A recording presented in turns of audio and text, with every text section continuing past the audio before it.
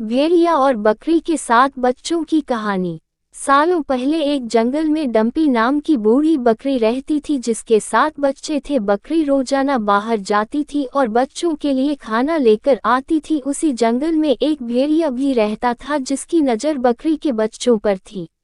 बकरी को भी इसके बारे में पता था, इसलिए वो अपने बच्चों को जंगली जानवरों से बचाने के तरीके बताती रहती थी। बकरी हमेशा कहती थी कि भेड़िया बहुत चालाक होता है और उसकी आवाज़ भारी व पैर काले होते हैं। ऐसा कोई भी दिखे जंगल में तो खुद को बचा लेना।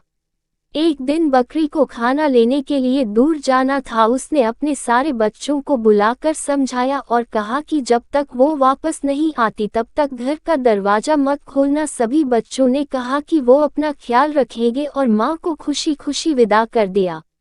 बकरी के जाने के कुछ देर बाद ही भेड़िया वहां पहुंचा और दरवाजा खटखटाने लगा। बकरी के बच्चों ने एक साथ पूछा कि कौन है। तब भेड़िया ने कहा कि बच्चों, मैं तुम्हारी माँ हूँ। जवाब में बच्चों ने कहा कि हमारी माँ की आवाज़ इतनी भारी नहीं है, तुम भेड़िया हो और हमें खाने आए हो।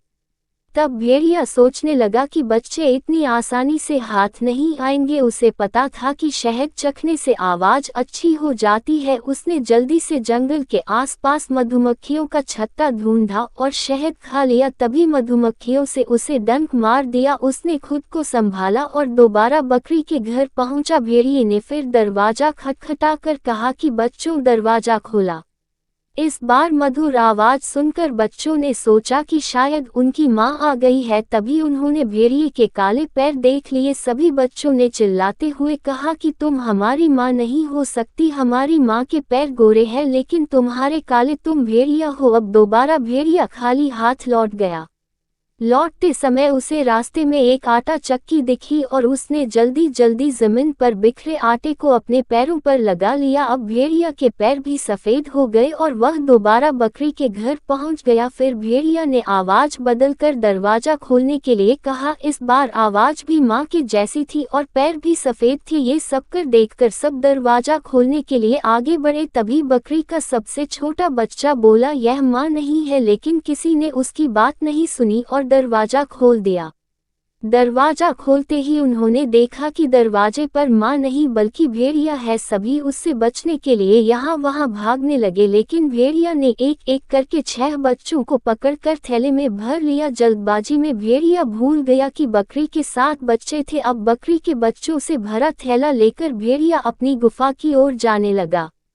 कुछ देर बाद बूढ़ी बकरी डंपी अपने घर पहुंची और वहां पर सब कुछ बिखरा देखकर डर गई। तभी उसका घर में छुपा हुआ एक बच्चा निकला और पूरी बात बता दी। सारी बात सुनकर बकरी को गुस्सा आया और वो भेड़िया को सबक सिखाने के लिए उसकी गुफा की ओर चल पड़ी।